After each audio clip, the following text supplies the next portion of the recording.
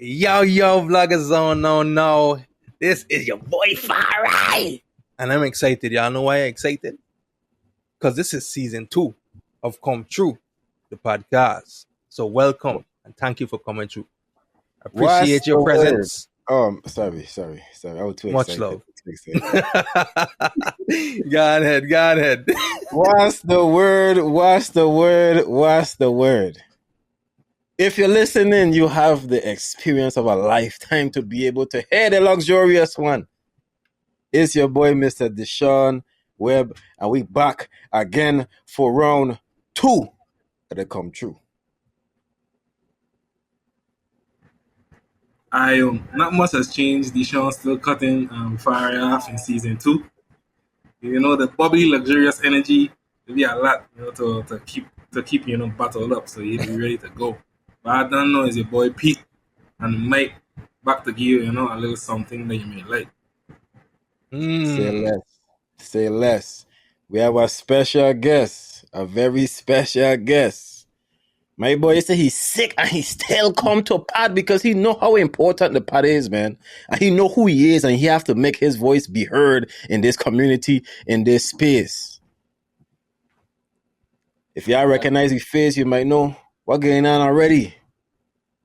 But this is, I don't want to say Mr. Boomerang Eats because it's a partnership thing going on, you know what I'm saying? But Khalid, please introduce yourself. Tell the people just a little bit about yourself because we're going to get into it.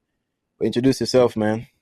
All right. Again, my name is Khalid Salim. I'm one half of Boomerang East co-founder. You guys are way too cool for me. I'm going to mess it up. Y'all just, I'm going to mess that up. I'm super square. So, yeah, when I say like Earth Strong and stuff like that, and Love Alone, all falls apart. So I'm just here to say I'm so happy to be on this podcast with y'all wonderful people from St. Croix, from home, from the VI. And yeah, just happy to be back home after 24 years and move back home. My brother and I started Boomerang Eats, and it was always wanted a way to come home and give back. I mean, look, it's about making money, but it's also about being in the community and bringing something back to the community and making it better. So I'm happy we were able to do that. We're 2 years old now. And, it's crazy. I'm like, we started something from nothing. And we created something. So it is crazy, and I'm appreciative every time I come on a podcast. And every podcast is different. This, like I said, y'all really cool, man. I'm like, all right. But I'm happy to be here, man, and be with y'all wonderful people. Pleasure having you. And you say it's Khalid? Yep. You got me wonders for my name. DJ Khalid has done wonders for my name. They say it right, they spell it right. DJ Khalid. Yeah. Say less. Khalid. All right, bet. So we want to jump into it. Want to start off a little bit with the origin story, how things began. But before that, I want people to understand what Boomerang Eats is. So if you could please explain what it is, and then let's go in a little bit to like how you guys even came up with the idea for it, and then just talk about a little bit of how you got started in it. All right. Yeah, we're a logistics company. At the end of the day, we're a logistics company. We're a food app, just like a Uber Eats or DoorDash. But if you get to the source of it, we're a logistics company, last mile delivery, and we're all about convenience. Right now we have food, but we're going into the courier space and, eventually rideshare and so on. But it's all about trying to make convenience in the Virgin Islands. How it got started, we tell the story so many times, but it really was as simple as we wanted chicken and fries from our favorite place. And that was like the origin. It was as simple as that and naive as that. Like if I had a time machine, it wouldn't be to save the world or anything, or go back in history. It'd be to slap younger version of myself and say, this is going to be a lot harder than you think. So, so we basically, my brother and I, my brother was in the credit card processing space. And he came to live with me for about 4 months. And I was living in Hong Kong at the time. And it was a good 4 months. We got to hang out. We always talked about what could we do back home and really make an impact, but actually get into a space where we could do some good. And he was in a credit card processing space. Fast forward, and he was in a credit card processing space. And he said, you know what? There's an opportunity here. There is a company here, but, the company's up and down right now. There's a space for us if we want to come in. Mhm. And I was living in Hong Kong right at the pandemic. I moved from there to Saudi Arabia, and we started the business officially in Hong Kong. But in really getting the legs going was when I was in Saudi. So he's back home. He's the driver. I'm a dispatcher when we first launched. It's just each one of us, like he's doing all the driving, I'm doing the dispatching. I'm working 24 hours because the time difference in Saudi. So I'm finished dispatching, I'm going to work. He's doing like 17, he's doing his work, but then he's doing like 17 orders in a day. And for one driver, 70 orders are a whole lot. And we expanded from there because we knew we had to expand. And we grew from there. Like it's sometimes you gotta sit back and smell the flowers of what you've done. You can't do it for too long when you're an entrepreneur because things are constantly moving. But it is good now to like reminisce that we had one restaurant, then 3, and now we have 30 on the platform. And now we're expanding into St. Thomas. So you got to take time to just kind of marvel, like, you know what? You're doing this. Have grace with yourself. It's going to be okay. So that's like the quick version of the story of how we got started. And in between there, the support, like crazy support. RT Park, they have been invaluable. We got into their accelerator program. And I've done a couple of try to get in a couple other startups that didn't want any time of day. They're like, nah, we don't like your idea. We're not let you in. They were the first accelerator program to be like, you're from home. We're going to believe in what you're doing and know that, you know what? You might not have experience, but we can get you there. They turned us away the first time. We did actually get in the first time. We had to go back and work harder. And then we got in, but they groomed us and said, hey, we can help you out. And I think that's the love coming back home. I have my own gripes about home, like anybody else, man. Like we got ways to go. But on the flip side, for the criticism you can give, you got to look at the grace that you're afforded because of where you're at. So on any given day, I'm telling you, I'm a complaining champion. Well, I tell you, I can get gold medal for complaining some days. But on the other side, I can also reflect and say, if I wasn't here, just like Malcolm Gladwell says in Outliers, this afforded me to become an outlier, being here in St. Croix and having that opportunity that some get turned away for, like I was turned away before in other accelerator programs. So, yeah, blessed to be home, blessed to be with the RT Park. And I know there's some other people you've already interviewed that probably had the same story. Correct. Not same, but similar with this RT Park and the opportunities that it does present for upcoming businesses. So, but the man sound like a world traveler, man. Like the man just showed these things. I like, but wait, man, I never even see Hong Kong, Saudi, all these kind of places, man. My boy give up his world traveling to come home, man. I respect it, dog. I respect it. So what did you do prior to Boomerang Eats? I very interested because in between, I think my internet's going out, so I'm trying to double dutch in here. Oh, so I was asking, what did you do before Boomerang Eats? While you were in Hong Kong, Saudi Arabia? Is just for travel purposes because you wanted to be away abroad, well traveled, or work brought you there? No. So I was a teacher for 15 years. Before that, I was in the Army, and I left at 17. And I honestly only lived in the States for maybe 3 years. Everything else was overseas. Hey, so after that, so no background in tech per se, like in this space before you got into it? No. Wow. No. And the funny thing about it is, man, like, I truly believe, you know, why not? Why not is always my mentality. Why not? Like, I like I'm a writer, got a published book. I write screenplays. I got into writing music a couple years back, and I'm trained in writing as far as for what my master's is in, but not in writing music. But I'm like, why not? Why not? If you feel it, go for it. And I just think that's been my mentality anyway. So getting into the tech space was like, all right, we don't know how to do it, but can we learn? I don't know how to bake a cake, but I can learn, and why not? If you fail, you fail. You gave it a shot. Facts. Hey, and that's an important thing you said. If you fail, you failed. At the end of the day, you gave it a shot. You gave it your best try, but you still got up and you tried. And that's something a lot of people are afraid of even doing, getting up and trying because of the fear of failure. When in fact, failure is the exact thing that is the stepping stone to be successful.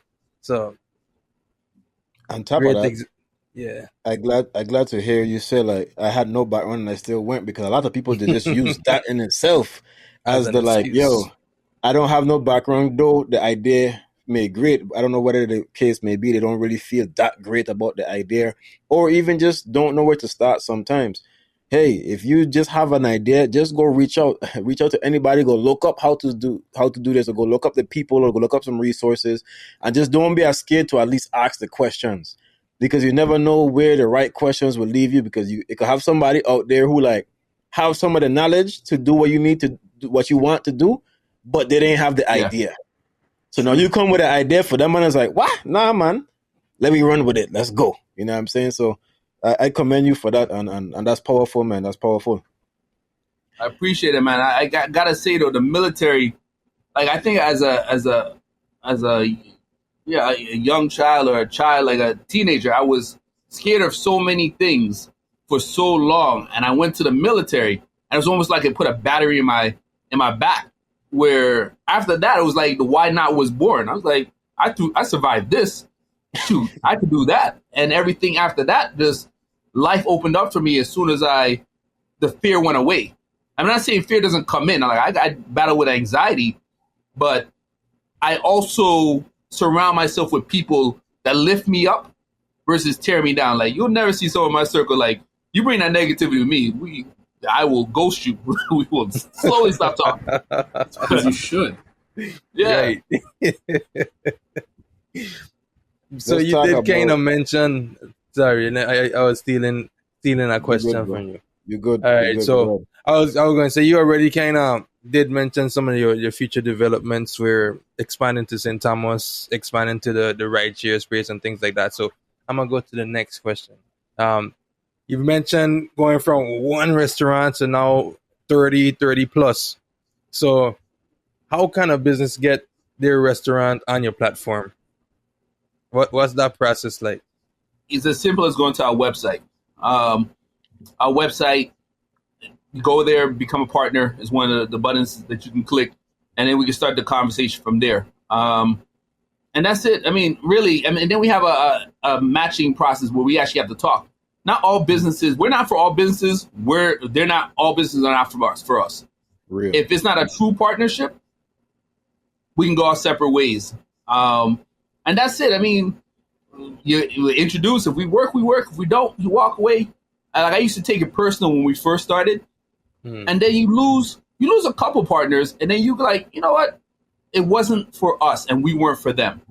And it's no ill will, or I don't want to see your business lose money. Our whole purpose is to make money for people, and we make money in the process.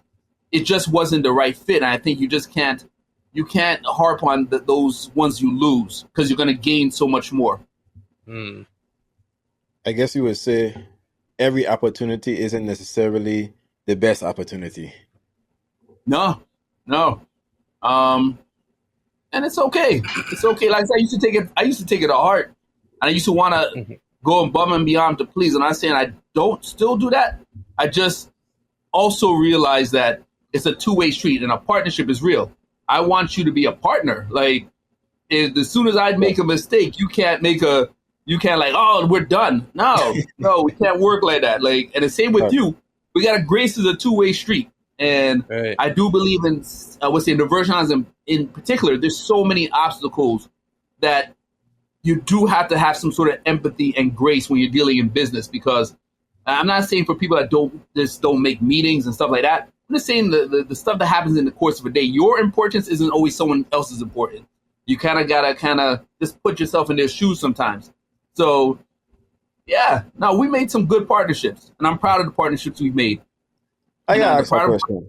Oh, sorry. No, Go ahead. I'm good. Okay, cool. I got to ask this question. So you're running like a Uber Eats type of situation home. You're delivering food to places. So now, man like me, I grew up in the bush, you know what I'm saying? Like me grew up, I know regular routes. I sure that's one of the hurdles, or maybe I'm wrong. Is that one of the hurdles that you had to deal with in terms of like getting the food to certain locations, and it may be a little bit more difficult because until of recent, like GPS and stuff don't really work that well home. You know what I'm saying? You still kind of have to figure out your way sometimes. So can you talk about like navigating those kind of challenges? I think when you talk about navigating, it brings in a broader picture as far as our contractors, our drivers, and team in general. I don't know how much you get out from that, but it brings up a broader conversation of contractors, our drivers, and team in general. Mm-hmm. Our team is amazing. I truly believe that. And you find good people. When you find good people, I'm not saying it's always going to be perfect, but I've had drivers come and go. And for the most part, I've had really good drivers and good relationships that go into, when you're saying about going to the bush, that will go above and beyond. I don't think people understand that when we put a mandatory tip in there, it's because for some of these drivers they got to do, that's their own car. And that's the nature of this, the economy. That's their own car that they're doing this with. So, yeah, I think it's challenging, but when you have a good relationship, when you try to build a good foundation, we're still building our foundation. But when you try to build a good foundation, you try to say, hey, are we on board for the same mission of what we want to accomplish with the customer and giving them the best service? And so when they're going through the bush sometimes, that's a big deal. They're going there. And yeah, so it's tough, but I think we put measures in place to say, hey, you call the customer, you figure it out. And a lot of our drivers are autonomous in the critical thinking area. I like that. I just want to let y'all know, I'm in Gen Pop now. So if you see a person dressed like a Pokemon in his pajamas or come through here, or another one playing Fortnite, you hear those screams, just warn you now. All right, Kevin. One of the biggest challenges you face, obviously, which we'll discuss with Deshaun, is actually getting the food to the customers. You know, some people live in some far areas here in St. Croix. But could you zone in on some more of the difficult challenges you face in the early starting up of the company? Oh, wow. I got to go back in the past for some of those. It's like the Avengers where like you beat Thanos and then some bigger, badder problem come up. Like we've had like the problems were, I'll give you one example. In the beginning, one of our biggest problems was it was a gas hike and the drivers we had weren't getting paid a whole ton. Like I forget how much we had it at, like maybe $5 with tip or something like that. And so they were just basically driving for free. And so it was one of the problems where it's you gotta, all sides of the Trinity, you gotta satisfy all the stakeholders. So the drivers, they need to make a decent living, especially in the beginning where you have sporadic orders and you're trying to make sure that they're making the hourly wage that they would make above minimum wage. Mm-hmm. So that was a problem in the beginning, and they were just driving for free. Like I salute them, like our early days, but that was a big problem that we had to get the pricing just right. And a lot of it, I don't think people understand the format of the business. The drivers are contractors. We have the restaurants who have their price point, and the restaurants have their price point because of all kinds of factors. You got the import, the food, then you got the gross tax receipts on top of that. You have all this that they have to put in for the cruise where people are like, oh, $25 plate. Oh my God. They have a lot that they trying to just break even a lot of times with this food. And so when you come into a logistics company now, the middle person, the contractors have to get paid. We have to make our margins now. So that's the price point where we try to get it just right because we got bills to pay. Tech isn't cheap. And then you have the restaurants that have to make their money. So the company that came before us, they, again, I'm not to disparage, talk negative. They had some issues as far as, and they had to leave. They have a lawsuit, I think, was him stole about $1.1 million and left. And we had to repair a lot of the industry. And we're still facing it. Where people are like, oh, no, we were burnt. We don't want to deal with it. But for my partner and I, we've always approached it as they weren't from here and we're from here. Real. Like you can't get over on somebody if you're from the culture and from the area. Yeah, don't let the voice fool you, man. Public school, born and raised down here, and you have a love for the people that you don't want to see done wrong. So if I do something wrong, I'm an 8th generation Virgin Island. My mom is going to hear something about it. I can't go back west. Like, you know, you lead with your lineage down here and who you are. And so I think we've always approached it from the point, and I always tell this speech whenever I'm dealing with people, my brother and I are good people. And if there's ever a problem, let's talk it out. It could be a mistake on our part and we'll make it right. Like I would think it's never to hurt you. And so I think if you lead with love, the rest of it can be worked out. And people look at love with being naive or naivete. I don't view it that way. I view that's holding yourself to a standard. And right or wrong, look, the business goes up in smoke. I got to be able to look at myself. I'm never going to be like, I don't ever make $1 billion in this world, but I make a little stack that I can look at myself in the mirror. My kids can look at me with some sort of pride. I'm okay. Like life is a marathon. So those are some of the challenges you face. Teaching a new market about who you are, trying to dispel that you're trying to gouge them for the prices. Nah, we already have plans in place so we can drop our prices by 50%. But then they all take timing. And it's like playing chess. If you do one thing too fast, then you're going to kill your own company. So it's a lot of chess. And then you have also just in the community, as far as if an order comes in late or if an order, a contractor, a driver, will say if something happens or a restaurant happens, they don't look to them. They look to you. And they'll call you up if they know you, right?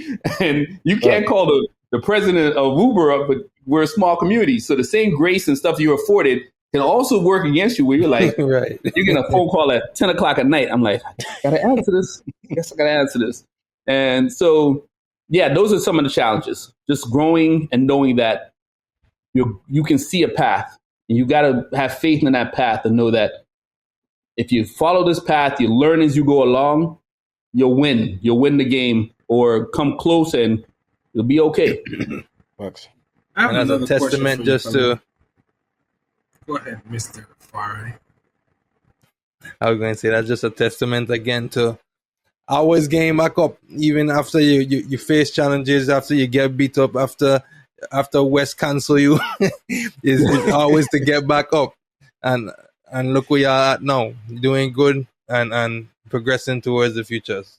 And you always gotta look at it too. It's a journey, man. Like all this stuff is a journey. Hey, I'm not the same person I was 2 years ago. I'm better for it, for all the trials and tribulations.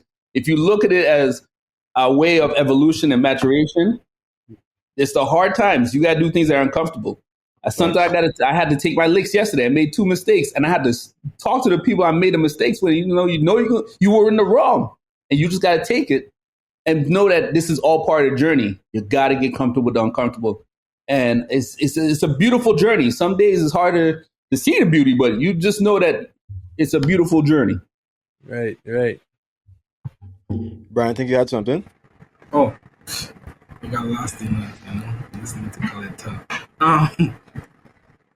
Khaled, like you said, this is a logistical food-based company, and it seems like one of the most important factors in the company is the drivers. Obviously, you have to trust them, and us, the customer, has to trust them. What is the vetting process like when selecting drivers for your company? Oh, that's a great question, man.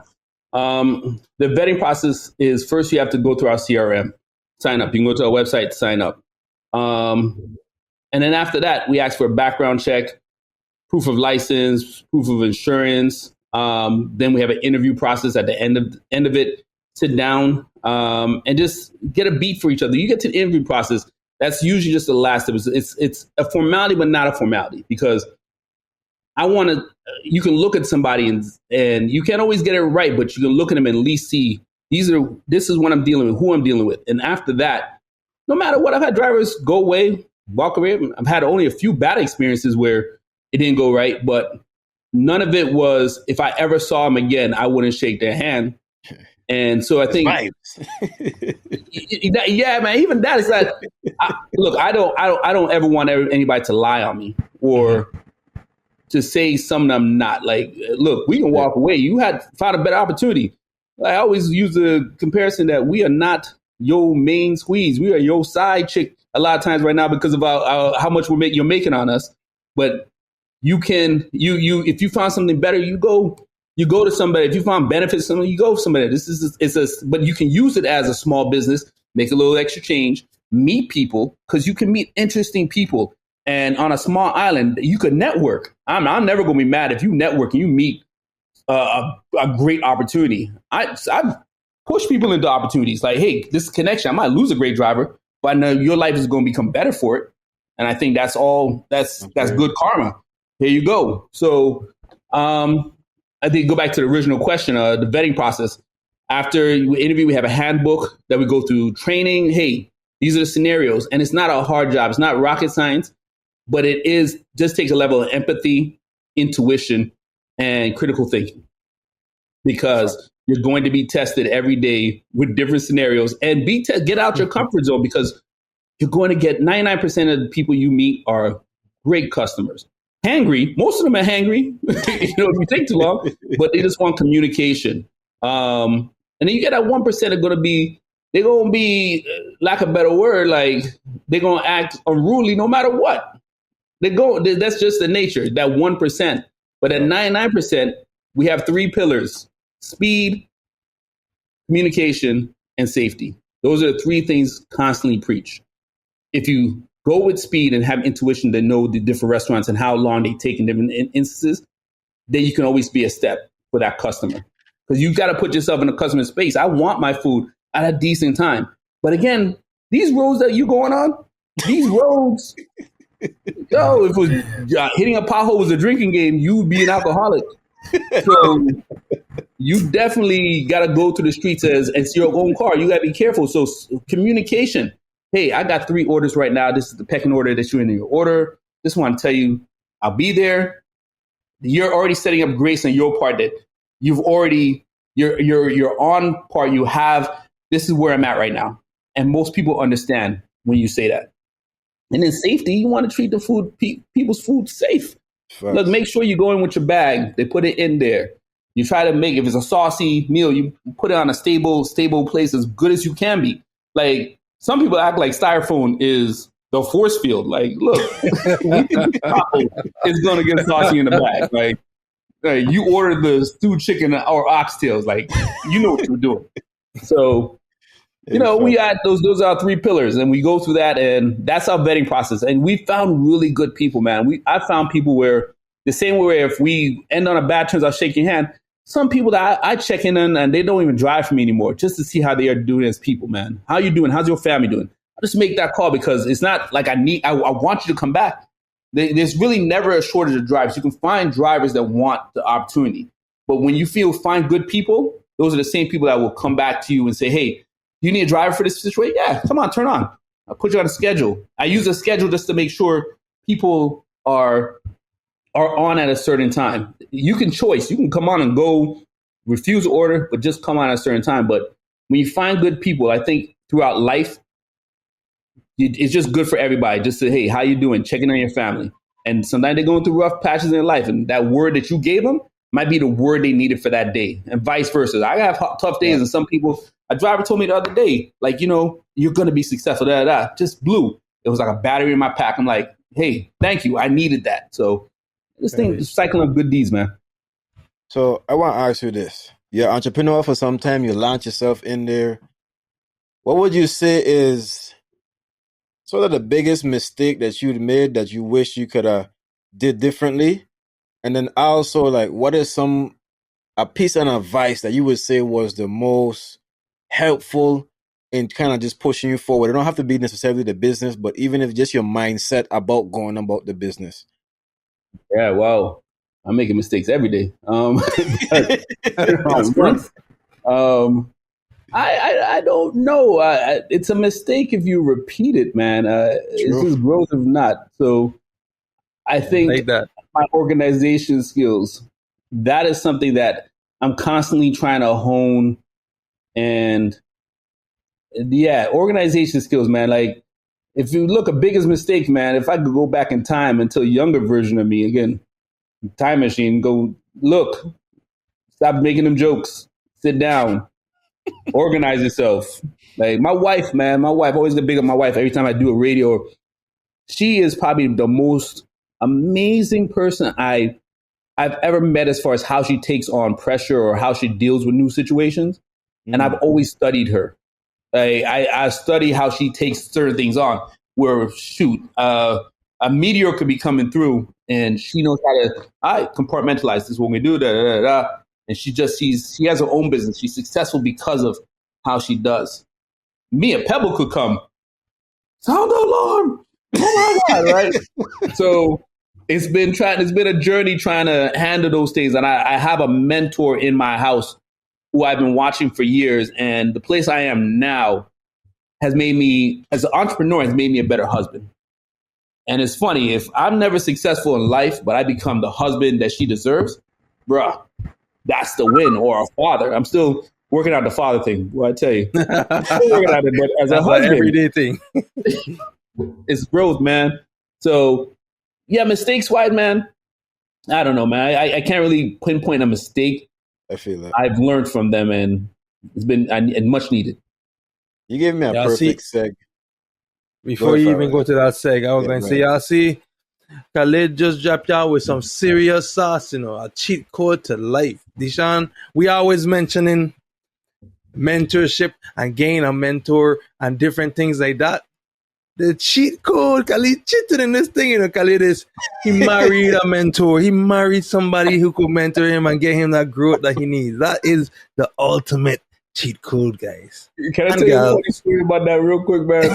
In college, I always say that she found me in college, man. When she found me, I was writing in 14 font and Courier News, trying to finish those reports. And I remember she used to type my reports for me. And one day she was like, I always come to real late, like 11 o'clock. Hey, baby, can you type this up?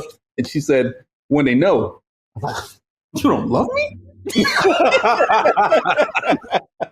I remember, like, out of spite, fine, I'm going to type this myself. And I was like a 2-finger typer at a time. Stayed up all night. Done, passed out, show her, right? I was like, yo, how ignorant you are. And so, yeah, growth, man, growth. Yeah, come a long way from 14 font. Hey, I like that. So two entrepreneurs in the household. I did not think about this until you just brought it up, but 2 entrepreneurs in the household and kids.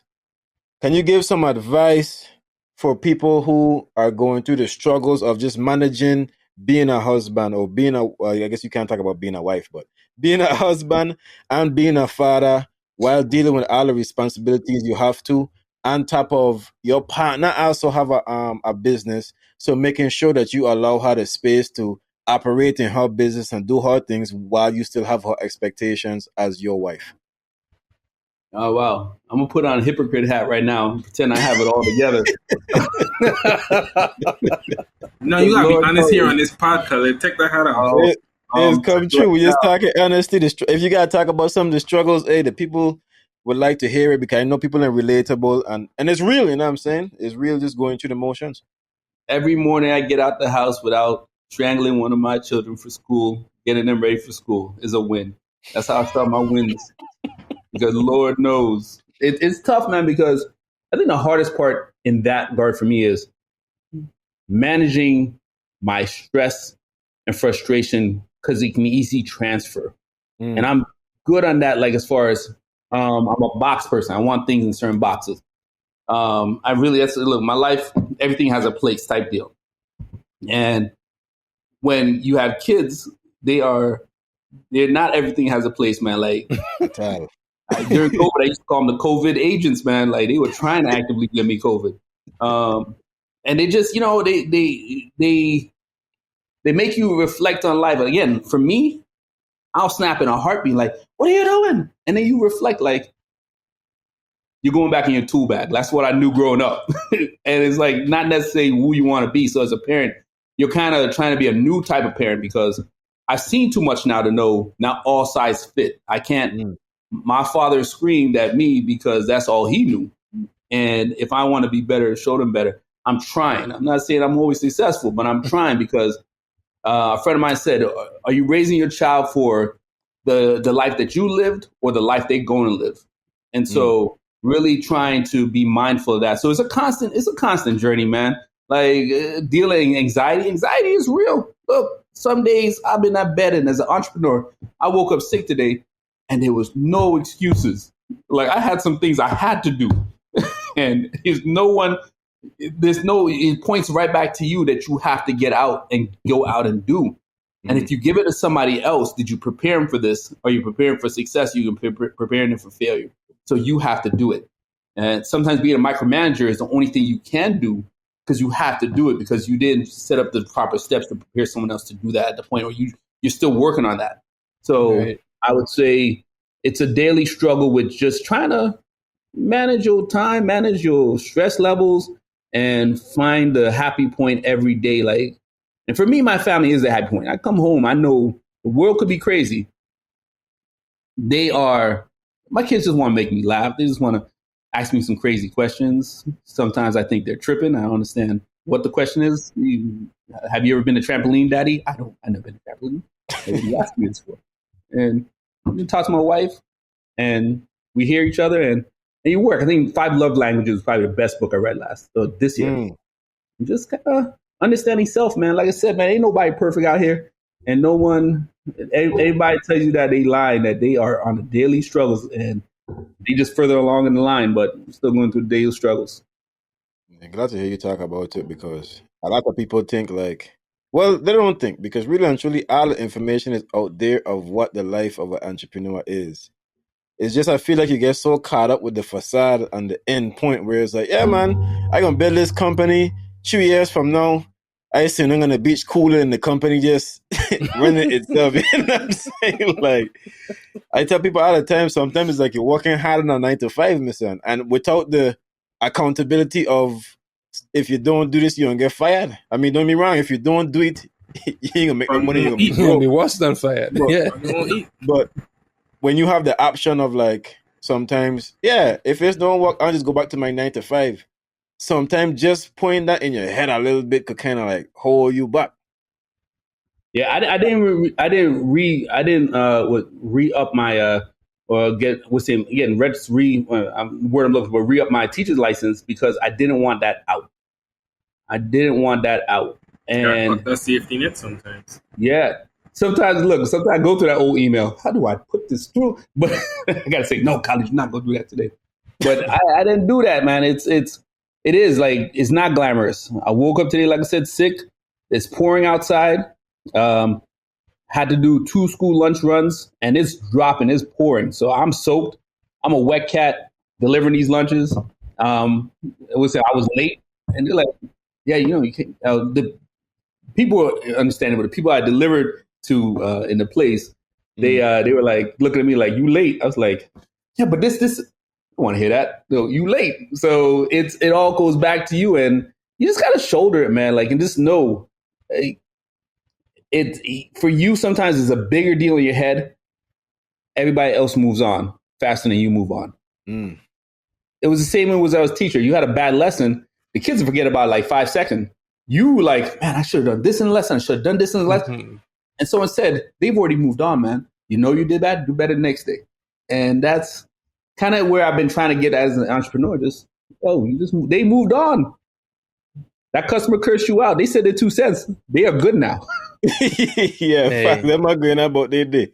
And I like what you said that you cancel the license because we always get stuck on this. You need a plan B, and to some extent, I would say it is important to have a plan B, not necessarily a literal plan B already set up just in case of failure, but you do carry along skills that you gain throughout the years. You find stuff that you're interested in that you know that you could revert back to if you need to.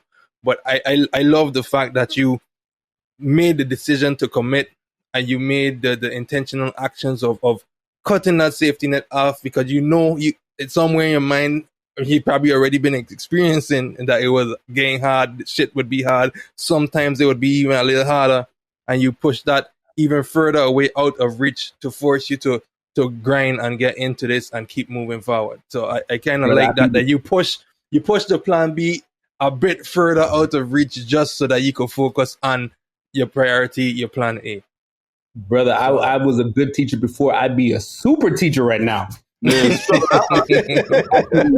On Time Magazine, how good of a teacher I'd be right now. Greatness. So, yeah, man, no, I appreciate that. And, yeah, bro, it's a journey, man. And once you become an entrepreneur, you also see your eyes open up to other things. Like, I'm not scared about failure because I know the lessons I've learned. If I was to start something else up, I'd be so much further along, and there's so many more opportunities out there in the world that you see. The hardest thing is getting capital and understanding capital, and that's where mentors come in, because we've had tons of mentors from Boomerang. It's like we had this guy named Doug Rideout. Doug Rideout, Alan Nance, was him, Eric, was him at the RT Park, and you just got to be willing to listen. Doug will definitely kick game to me.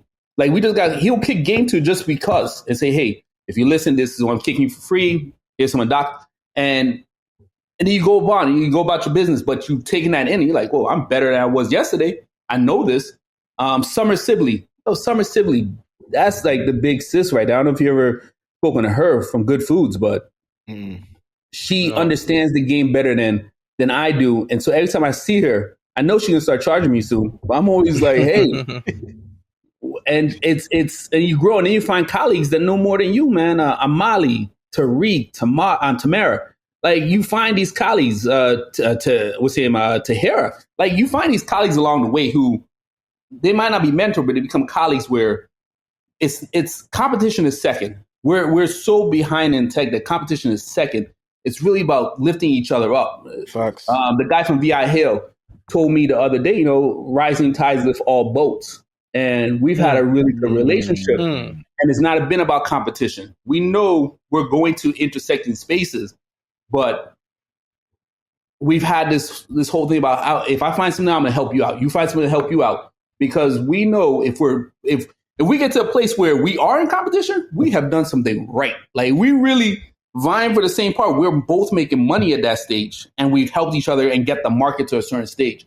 So I think some people get caught up in this whole competition thing. And I'm competitive. Don't get me wrong. I'm competitive. I'm that guy who gets quiet at bowling if I make a strike.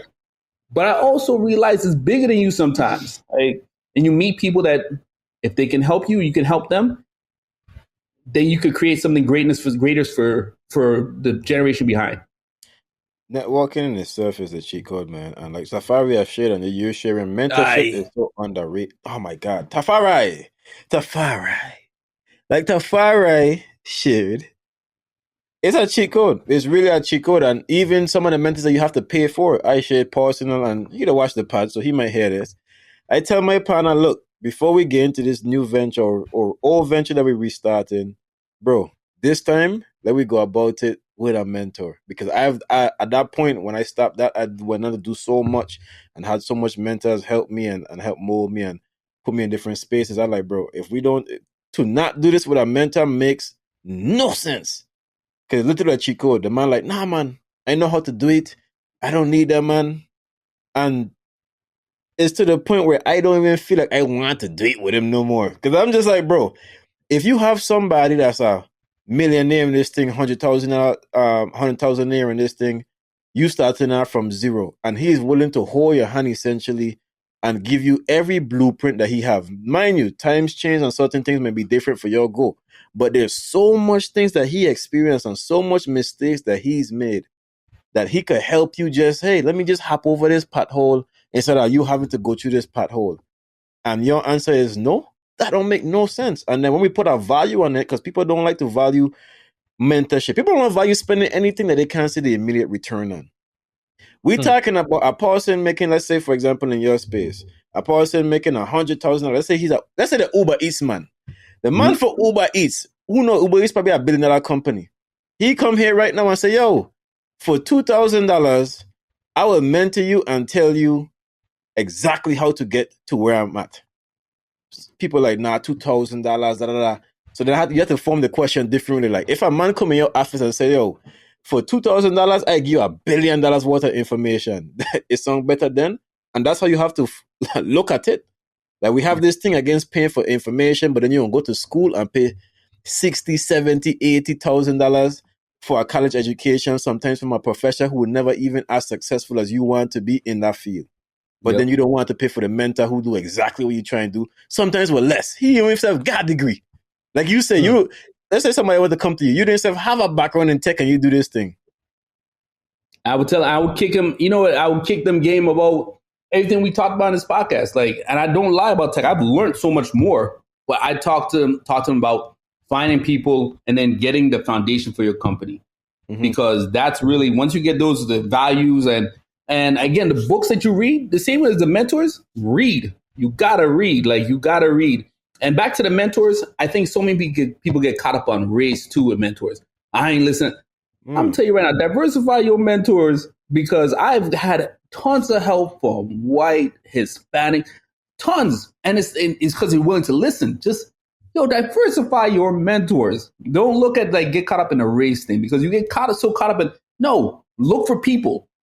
I never thought about it. Get caught up with that. Look for people, and then people. That's how you pick your mentors. People, and for me, good people matter. You could kick to me all kinds of game, but if I don't like your values on how your foundation is a human being set up, there's tons of mentors in the city tons of millionaires who have what I'm looking for in a person who I want to be. So diversify your mentors and don't get caught up in the aesthetics, or just look for the people that can teach you and grab or that resonate in you. That's a good point that I have never thought about. The fact that people could look at people and be like, you know what, I don't want to learn from this guy. I never thought about that. And honestly, shout out to Justin. I would say Justin as my mentor. Justin is a white guy. This man changed my life more than I say anybody else ever changed my life, in terms of the principles and this accountability. Sometimes we have talked on this part about just having a accountability partner. Like, just him being able to hold me to a much higher level of accountability. Because it's one thing you're part of them, sometimes them man is they're timid with it. But people who kind of been through this and know I have to really stay on this dude, because I know how hard it was for me to get to this point. Sometimes your friends, you could go to them, but unless they kind of been in that space or in the space or know it, they're not realizing how hard it really is, and the amount of times that this individual may think about quitting, and the anxiety and the fear of failure, the fear of success this person having. Now, some of these mentors now, they've been through that, so they know all right, I have to I cannot let this man slip. And especially like you said, finding a good mentor, somebody who's really genuine and want to help you, where that man taking the time bro, I cannot let this man slip. So I'm willing to talk to him in ways that other people won't be willing to talk to him, because I really want to see this person succeed. And I know that I have to give him what I need. You know what I'm saying? I have to create that discomfort. Like you said earlier, to find the comfort in the discomfort. I have to create that discomfort, because without discomfort, usually change ain't going to come. So that's it, man. That's it. And I think also just listen out. My favorite book is The Alchemist. Anybody listen to this podcast? The Alchemist, check out the book, because there's gems around you if you just learn to listen to the omens. One day I just moved back and stressed, and I ran into an old teacher of mine who's an entrepreneur down here now. And I was telling him, I probably got a sentence into my pity party. And he's like, yo, stop. You are apex predator. Walk through these streets like you were apex predator. And I was like, yeah. Just right. And so I'm mornings that I'm down, man. I look at that mirror, man. You are apex predator. Go walk these streets, and those silly things that seem corny, man. You need to gravitate as an entrepreneur and say, whatever it takes for you to at least put that foot in front of other. And even if you do a little, today, probably early production, probably around 2:00, it went down because I was really deteriorating. Mm-hmm. But I was I got this time in, and it might not have been the day that I kicked all the things on my to-do list, but you got up and you're further along than you were before. You got up and you were an apex predator today. So I really do think that you got to look for those omens, look for those things, gems that you hear from people, and read, man. Look, I used to be that silly person in my 20s. I don't read. Got to my 30s, started reading. I was like, what have I been saying my whole life? Like, you got to read, and it's all out there. We went to Tech Beach. Again, something you all should go to if you get a chance. It might be, I think, back here again next year. It was in St. Thomas, but Tech Beach, you meet people that kick game to you, people who are highly successful. And I was ignorant to a whole lot of things of bits I've gotten. And then when you talk to them, it blew my mind. I looked at this whole game wrong. And those are the type of conversations. Surround yourself with people who gonna make you feel silly sometimes, make you feel like, wow, you blow my mind with that. I'm gonna reevaluate. Yeah. And it's okay to be small. I love feeling out of like, wow, you made me a better human being. It's okay. Like, lose the shame. As a teacher, I have lost all my self-respect as a teacher. You do the silliest things in front of people. When you throw away your self-respect in that manner, you can just be yourself and be vulnerable. You can take it in and say, oh, wow. All right. Now I know. Let me reevaluate and recalibrate. I'm talking about that. Go ahead, Farah. Nah, you can go ahead. I'm talking about that reading. You're talking about this networking a lot. Think and Grow Rich. That's another amazing book. I'll plug myself a little bit. I just finished recording a whole review of the whole book, so I'll look out for that. If you don't feel like reading, even though we're promoting the reading, if you follow me on TikTok, Deshaun Webb, coming out is going to be a whole breakdown of every concept in the book, Think and Grow Rich. But one of the concepts in that book, to get to what I was trying to say, is the mastermind group. You know what I'm saying? Building that network. You call a lot of names of people who you could technically classify as your mastermind group, people you could lean on for different sorts of information. Not even coincidentally, intentionally and purposely, some of these peoples are in the same spaces. They may not be in the exact thing that you're doing, but they're in a familiar space in which they could be able to give you information and help you propel forward. And like you just said, a part of that mastermind group should be people that's ahead of you. You know what I'm saying? That you should be surrounding yourself with, for one, it creates that in you where you want to go forward. You know what I'm saying? Because sometimes you're by yourself, and sometimes we do need a little bit of that competitive edge, especially as a man. Like, you want to be able to say, like, nah, man, your partner pull up in a big Benz every time I go in out to the thing. Like, after a while, it's like, what? No, man, I got go give me a Benz too. I had a girl them pre this, man, like, yo, what ain't that? And you just there, like, man, no disrespect to nobody in the Honda and everywhere it is, you know what I'm saying? My carrying on a bumper, so don't worry about it. But that little competitive edge sometimes is could put you over the edge, you know what I'm saying? Just saying, let me look at, and like I say, a lot of people are more willing to help you than you realize. I know sometimes you go about life and you thinking like a lot of people gatekeeping, and I'm not saying people not gatekeeping. I guess some people out here for whatever reason they gatekeeping. But trust what I'm telling you, and I'm sure Khalid could talk to this. There's a lot of people willing and just happy sometimes when you come talk to them, and I'm like, what? I guess somebody out there willing to listen to me and not say, I know. Next thing you know is a whole flood of information coming to you now. Like Khalid says, sometimes you get information that you never even thought about. Like, you'll be listening to information, you listening to the whole thing, and it's like, wow, me and I know a lot about this. But because you be quiet, you end up getting one piece where it's like, wow, that's the part of the mean thing. Make it all clear, yeah. You got to talk to everybody too, but they say treat the janitor like you treat the CEO. I remember at my school, it was a security guard, David. I would talk to David all the time. And then David told me what he did before. He said, yeah, I'm retired from this company. And he would just throw me stuff like, I would never have known if I didn't talk to you about that. We look at people's stature sometimes and don't think they have a story or something to teach us. Talk to everybody, because you never know. And I've been kicked. Some people like, yo, my brother so-and-so. Here, I'm going to let you talk to them. Or my sister, I'm going to let you talk to them. That was the janitor. Like, yo, here, I know these people. Thank you very much I enjoyed the conversation. I know who you are. I'll kick you along. And I think here, living in St. Croix, a lot of people pass that up or look at it the other way. People know everybody's related. So they treat people a certain way because we could be family. But on the other end, they don't really try to listen. Like I like to listen to stories and hear. I like to talk as it is, so I gotta be return and listen. So I think a lot of times people don't take the time to listen to everybody. And my mom taught me. I gotta give a shout out to my mom. My mom is a chief of staff at the RT Park, and like just one of those moms that never pressed me into you need to be a doctor or wanted me to be a good person. That was always her thing.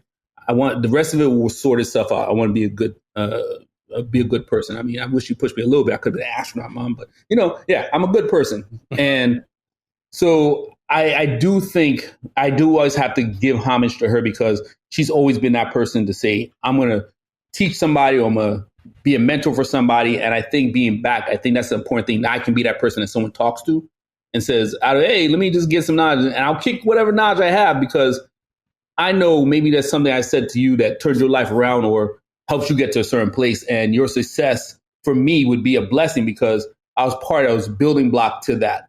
And so, yeah, man, I mean, you got to talk to people, man. You got to put yourself out there and be willing to change your situation. Like sometimes being home, you see people who are I'm not talking as a whole. I'm just saying sometimes you see like content or feel stuck. And I know just if we had better, like some sort of better systems or even me, I mean, I should reach out more and just say, hey, if you're feeling stuck, let me kick some game. And some people don't want to getting kicked to them, but sometimes people, I think home, they just feel stuck. Like, can anything change? And they don't have that why not or that just belief. And I'm fortunate. Look, I know my privilege. Like not everybody has somebody who's a chief of staff somewhere who's going to say, hey, I'm going to push you here. So when I meet people, I want to be that person for them that when they might need to change their life because I think everybody needs that. If everybody just woke up today and said, I'm in a position, I'm going to be as positive as I can, I'm going to kick some game too, we could have more changes from our school system up. Just, hey, you can be anything. Why not? What do you have to lose? Just try and just go from there. So, yeah, man, rambling. I'm doing the weave. No, man, you talking. You spitting bars, or you talking some good stuff. Like your uncle, man. Is your uncle or would say no? That'd be Senator Nelson's your dad. That's my dad. Yes, sir. Yeah, he was that guy in school. Hey, taekwondo go around. He never taught me, but I was in school. I'd go around him, always positive. Every time I see him now, since I was a kid, I always knew he was that building block for me, knowing that. He at school, you never taught me, but you always had a positive thing for me going forward. So that going forward, I think we all need to be that positive for somebody. You never know. Right. You said it all, yeah. You was like when you said you never know what somebody going through in their day, man. We should all strive to just wake up and choose happiness. Yeah, and choose to be positive, to spread the love because that just make somebody day. Yeah. I was reading a book today. What a book name? Because I don't want to misquote it. Give me one quick second. I was reading the book, The Courage to Be Disliked. I'm gonna put that. Shoot, text me that. That book pretty fire. And one of the concepts they was talking about is like, just people choosing to be more happy. You know what I'm saying? Some of the things we choose, and like it was talking about every problem is an interpersonal problem. And when you go about life thinking that a little bit, you stop thinking things personally. Because sometimes some people having a miserable day, you don't know what these people are going through. So really and truly, like when they have this outward expression towards you, it's really something going on with them. You know what I'm saying? There's nothing really personal towards you. Like nobody wakes up and choose to be evil in the definition of the word evil. You know what I'm saying? In their head is something that they need to do to get you kind of like what they're trying to get you. Don't get me wrong, the consequences is different, you know what I'm saying? Like you may not agree with that, but that mindset allows you to have grace, man. Just wake up and be positive and just try to just impart goodness on people's life. You know, everybody ain't gonna be receptive to that, you know what I'm saying? But what that does for your psyche and your spirit, subconsciously, you could never lose like that, man. To me, in my opinion. And if I was to add and piggyback to that, find yourself a spouse that will let you vent and get that negativity off. Because I promise you, I've been sometimes. I'm amazed how I can swear. I'm like, oh, you fit. Look at that alliteration you just put together there. So I think the two-sided coin, man. Like I learned that during COVID, man. I was always a happy person, and I was the first time in my life I was depressed during COVID. I left my family, go back to Hong Kong. They were in the States, and they for like a month. And Hong Kong didn't play, man. I wish I had my bag. I'll show you the quarantine. They strapped a bracelet that you had to wear that you couldn't leave your house for 14 days. That's crazy. Oh yeah, you were just trapped up there. Yeah, house arrest. And the rules were, you were in house arrest, and the rules were all wavy, and you didn't know. It was like that red button they say never to push. You didn't know it was real or not. But I didn't leave. My homeboy was like, "Yo, sneak out." I found a way to slip it off. I'm like, I ain't going to jail over here, man. So, but that was the first time I was depressed, and that was the first time I was like, sometimes reflecting on your past stuff, where you were always saying that how great you were and how good you were. Oh, yeah. Anybody asks you, oh, I'm great, It's okay to be down. It's okay some days to wake up, but don't put that on someone else. But if someone asks me a question, I'm going to be honest, be like, yeah, man, it's tough, man. I'm out here in these streets grinding, man. It's tough.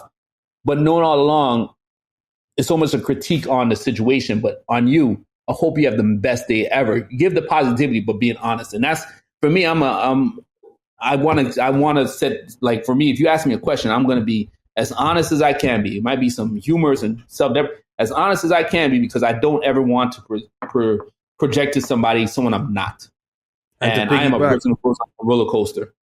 To piggyback off that, for y'all that asking somebody how their day going or how they doing and don't really care to hear if they had any answer actually after you asking that shit, stop asking that. Stop asking that shit. Because sometimes people do want to vent. And then when you give that confused look as like, why is he telling me how he doing for real? Stop. Let's have some genuine conversations. If you're asking that, that's because you want to know how my day was, okay? Yeah. So let's get in the habit. If you don't want to know, just don't ask. Just nod your head. Just give a head nod, okay? Don't ask me how my day was. All right, bro. Yeah. That's what we do. Thankful Fridays, man. Thankful Fridays is that time for us where we get to put a smile on somebody's face. We film our partners because that gives them light, and why we're thankful for our partners. We just did Roti Hut last week, and after that, we don't film the other part to it because genuinely that should be like, well, you don't need to show the giving part. If they want to post that, that's fine. I'm never against it, but Thankful Friday is that day where we just want to put a smile on somebody's face, and it's gonna adjust where people get to nominate people and we can surprise them. That's gonna be a logistical nightmare, but it's about like, why not produce some happiness and positivity? Like Westgale is one of my favorite influencers because of how she projects the positivity out there, just the engagement, and you smile on your face. Like she said, the Guess Who one that was going around. I think we need to have more of that in this world where just put a smile. If I put a smile on someone's face today and someone else chooses tomorrow, that's contagious. And why not? So that positivity you talk about, just pick one day, man, that you can keep it sustainable. One day where I can be like, hey, I'm going to put a smile on somebody's face. If it's 2, great, 3, great, but I'm going to do something good. Because it comes back around. I know it's not about you're looking for karma to come back around, but you know what? You put that energy out there. And in my experience, it could be the littlest thing that comes back around. Someone showing you grace when you make a mistake. So, yeah, man, that Thankful Fridays, man, look out for them. They're fun. And it was funny. I did a Thankful Friday a couple of weeks ago for Chupacabra Tacos. Someone had put a post underneath there with some negativity. I tried to do it once and did it. I was like, lady, this is literally just to put someone's smiling face. You can put this anywhere else in the world, but you're looking for the negative route. Like you gotta get always beat on one like, person. Yeah.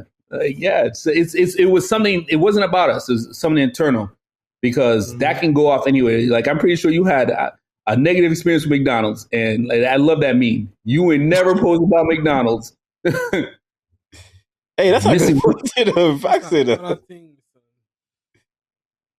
a small businesses eat low-hanging fruit, man. So, why don't play a game, Khaled? Why don't play a game? This is season 2, so we got a little game here. We ain't got an official name for it. I didn't have to think about it, but we don't have an official name for it. So for now, we gonna call it either or. Yeah. And hopefully the production team get either or going out across the Either screen. or. Either I'm not or. gonna lose my cruising card, am I? I mean, I've lost it several times in 2 years. Several times. Mm. No man. This one gonna be a little light. We starting off light for these. As more parts, you're lucky. Use the first one, so you're lucky. You're gonna be light. We're gonna be a little playful. So this is the first one. It's gonna be like a would you rather style. All right. All right. Let's see. All right. Would you rather have a dog that can talk or a cat that could teleport? Oh, that's a tough one. I do not like animals. Hey, that's crazy. That's a tough one. I'm here for the smoke. Whoever sees this podcast, I'm here for the smoke. Yeah, we I'm clipping not this. We clipping this big for on sure. animals, but I don't like talking animals. dog. At least we can have conversation. I don't need the cats are weird as it is to be popping up all over the place. I'm good. Stay me on that one. A talking dog could be like Brian from The Family Guy or something. If I said the cool little dog, you know, so that's like a little panda, no? Like, yeah, hey man, today were rough, Mr. Yeah. What about you, Far Right? Talk to me. I definitely gonna have to go with the talking dog, man. Unless you could train that cat to do some amazing things with his gift, so you could benefit from it. I don't see the need for a teleporting cat. My dog, I already love dogs. Just to be able to have that conversation, to know what you're thinking, and to be cool. I just thinking about like Peter and Brian type stuff. I would like that. That would be cool. That cat would have to be shitting vibranium for me to find any value in it. Or at least know where it's at to pick it up. You could hear me? Yeah. Yeah, we could hear you. Honestly, I don't see the point. I mean, I don't know why I'll be talking to my dog about how we're sniffing him, but I hate cats. But I want a teleporting cat. Oh my god. So wait, but Cats hold are on. sick. What? But we ain't put that one don't get too much stipulations in it, because what part of this cat will teleport you? If you I can sending this cat everywhere. No, but what if the cat just teleporting any place and you just got like, yo, this way I'm it good is, with this is that. where I'm at. You crazy. I'm good with that. Hey, it'd be the I'm safest good. cat in Ohio. Whoa. Listen, nobody gonna mess with me if they know that cat. The home spawning spot is my house. Like, you go, must have my cat. Boom, cat on your house. Boom, cat on your mother house. Boom, cat on your job. I don't know. Have you pay me for my cat not popping up on you? I don't want a black cat too. You want them The one eye. cat. Black cat with one eye. Again with the dog. Well, we don't even dog man. to talk I about. don't want to, anything. Yeah, man, but anything. Besides, You have a wife? Anything. You have a Okay. wife? But what if your wife You're not not there? your dog. What if you want to talk shit about your wife with not With other your dog. human? Yeah, that's the best one to talk Yeah, about. I wanted only me could talk to the doctor. I don't want nobody. That thing look kind of crazy walking in my house. I'm like, man, boy, why that man do that? The dog that back came back to that man is back. That thing look real crazy. Hey, but we good, man. Me and my dog have a different kind of relationship. We having a joking. podcast, most successful podcast ever. A talking dog on a podcast, you can't lose. Hey, Hey, check that. That's what we're gonna do with a talking dog, man. Teleporting cat. Come on. I walk All into right. any shop. You see, Deshaun could only talk to his dog. Like, this dog could talk to me. People just think he barking. I just no, but then my dog will talk. I just want my portion. bet you of my dog $100 to this talk. cat could vanish. Boom. Freak the shit. Well, I mean, that would take it to a circus. You clean gain some up. money. You're right. You could make money All that right. way. Let's run to the next one. All right, this one I kind of like. What? I don't lose it, man. I kind of like this one. All right. Would you choose to live in a house that cleans itself, or one that always has your favorite meals prepared? Oh no, clean itself.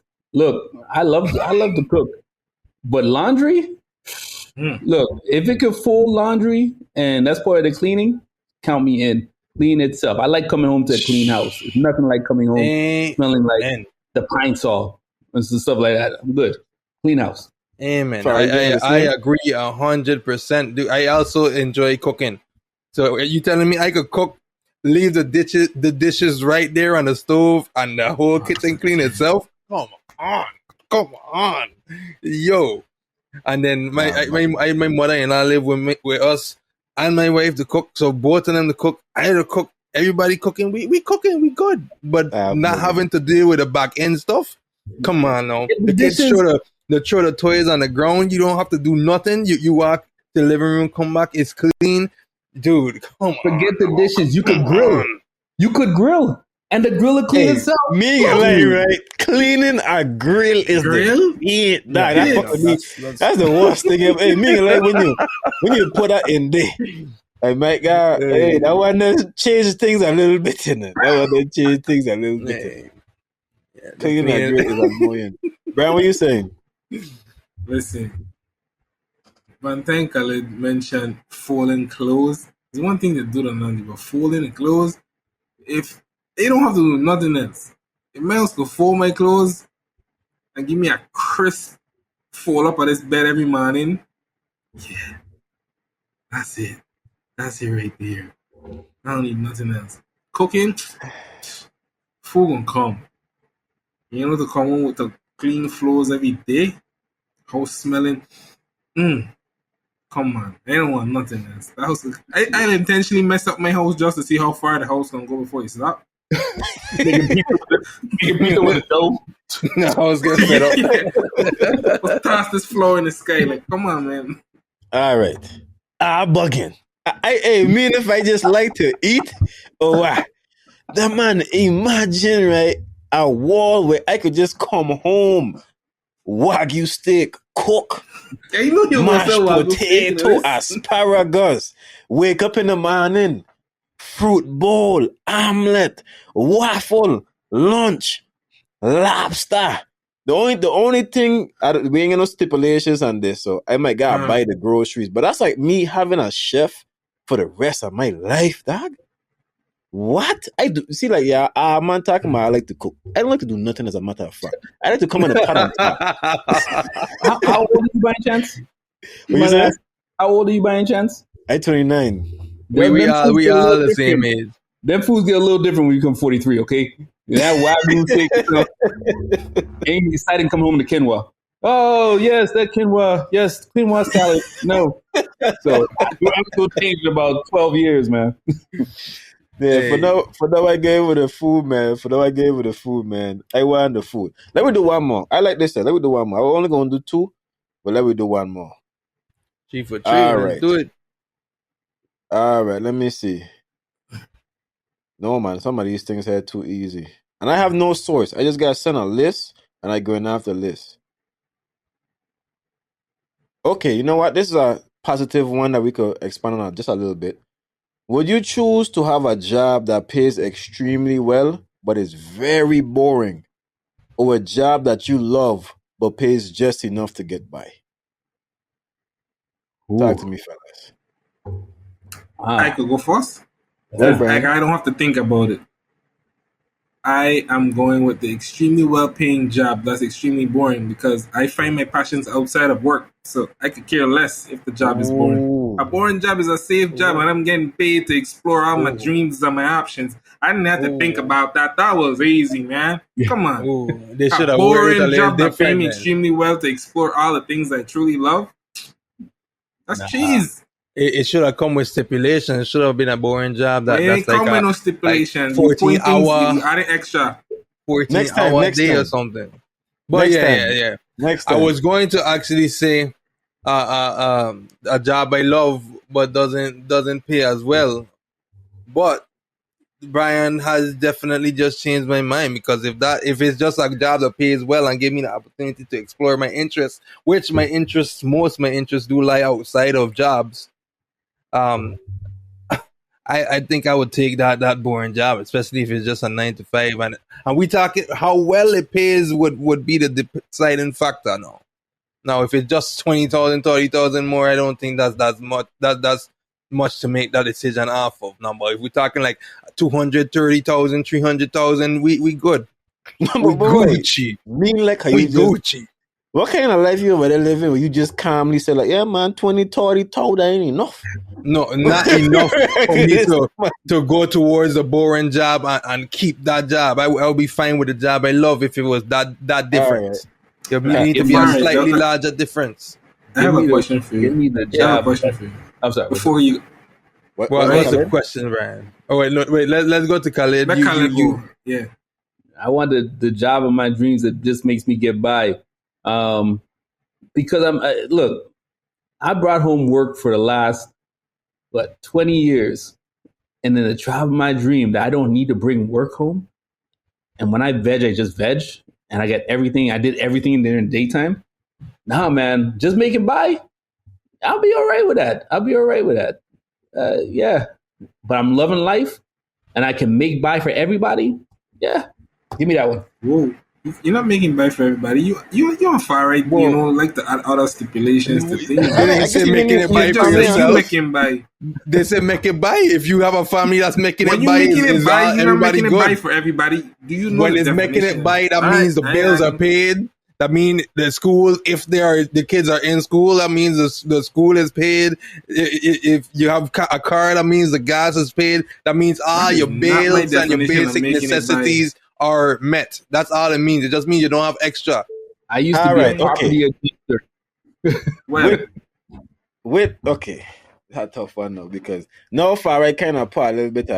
So at first, I was with a boring job. I spent 10 going on 11 years in the military. I didn't like that shit at all. The fucking paying half decent, so it was cool. But if we're gonna put them things in it, we're getting by is like all the bills. Yeah, man. I live my life in my little cabin and be cool. No, I ain't gonna live in a cabin, man. Who am I lying to? But I live my life in my little Mr. house. Luxurious. I live my life in my house and be cool and do what I love doing because really and truly, apart from that, what else you need? You know what I'm saying? So if we having them stipulations on it, and that's what getting by is, all the bills, no matter what. Well, I guess we gotta put a cap on it because if we saying it will just be any bill. Because if everything is, that's a big good paying job.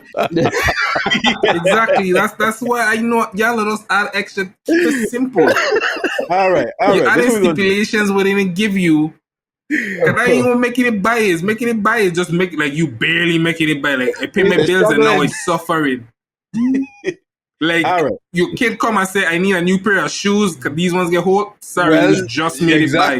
Sorry, you can't get that because we so made now it by. my child have a holy shoe when I can take a boring job and say go grab something. But he has food, but the rent is paid. But he has no shoes. And now the show luxurious children judging him. Little bullying builds character. A little bullying builds character. Grab some duct tape for them holes.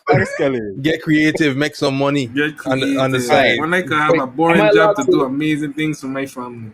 Am I allowed to pose one? Or are you guys moving? Yeah, go ahead. All right. So you can either eat pineapple and guava tart for the rest of your life or eat shit. Yeah. What?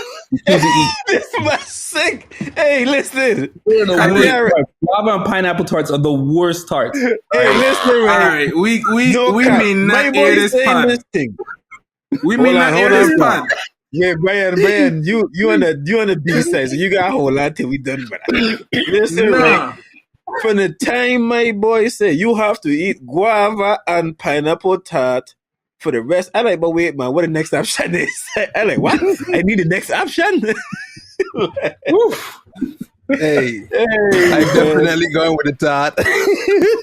Khalid, if you want to deal with them groceries, that's your business, you know. But that's your business. God. Yo, Team Coconut all day, man. Team Coconut. Tart Wars was fun. If you guys get a chance to come back down next year when Tart Wars happens, Tart Wars was fun. Yeah, I had Tart Wars. That man tell me I won't home at the time. That man said Tart Wars. That's a bunch of delulus out there. Go ahead, Brian. Get your shit off, Mr. Guava. Go ahead, get your shit off. Seems like that's the only. I see why they call me the only reasonable person in the pod. Like y'all, like the fact that you even pose a question like this, I feel like he's a plant. I feel like you're a plant, Khalid. I feel like you came in here to disrupt my peace. Look, my son, the proudest moment of my son's life wasn't all his honor rolls and stuff he's done. Is when he broke out in hives and we found out he had a guava allergy. I was like, that a boy. That a boy. I know we had to take him to the hospital. God's work. Hey, Man, hey, tea coconut man. But before we dip out, we know it's season 2 is a brand new thing, but some things just don't change with the Come True team, man. It's time to give gratitude, man. We like to give gratitude every week for anything. It could be the smallest thing, the biggest thing could be for waking up. Just share some gratitude for something that you are thankful for. Khalid, you're the guest. We'll start with you, my brother. I like to say give gratitude for my team, my Boomerang team, Amy, Justin, all the drivers, my partner, the dispatchers, just everybody and all the customers, everybody who's made this possible for the last 2 years, mentors. I got gratitude for y'all because no one will be able to erase us from the history of St. Croix, the Virgin Islands. We were here. No matter what happens, no one could ever take that away. And that's because of the team. That's because of everybody, customers, partners, everybody's drivers. And so we're part of history. And you told me as a kid that I would be able to be part of history. I'd have laughed. I was like, for what? We formed a logistics company, a food app, and we're running successfully and we're bringing smiles to people's face. So that's my gratitude for everybody. All right, I guess I'll go next. I'll just give thanks to everyone who I've met along the way that just had any piece of advice to offer, any game to spit, just anything to just help me with any facet of my life. Because one thing that people do take for granted is learning from others' mistakes. A mistake could have taken 5 years to learn for somebody. It could have taken 5 years for you. But because you got that gem from that person that already had that mistake and went through that, you skip potentially 5 years of your life and got a one leg up. So just giving thanks to anybody that have just slipping those gems throughout my life as I grew up. Brian Runnick, I got 2 parts. I want to be extra today. gratitude, man. There's a lot to be, grateful for, but I gonna for season 2, we're gonna be focused for the gratitude, man.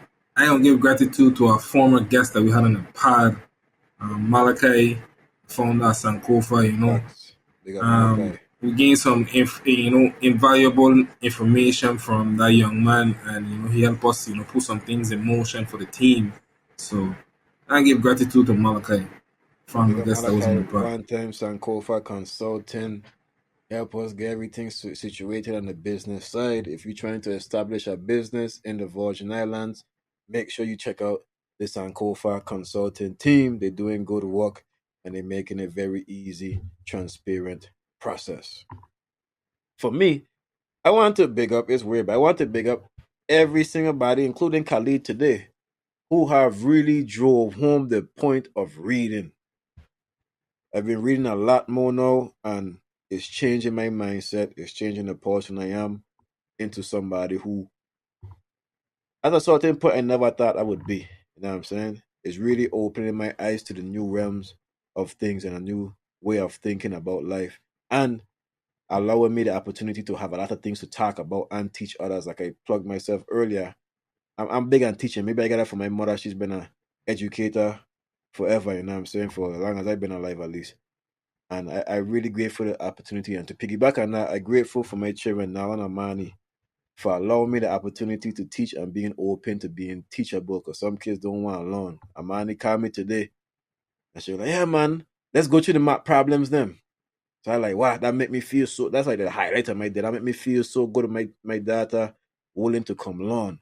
And then on top of that, when I teach in hands, like, all right, I know I could teach her, but I know Nala, her older sister, just learned this. I'm like, all right, if you don't understand, go ask Nala.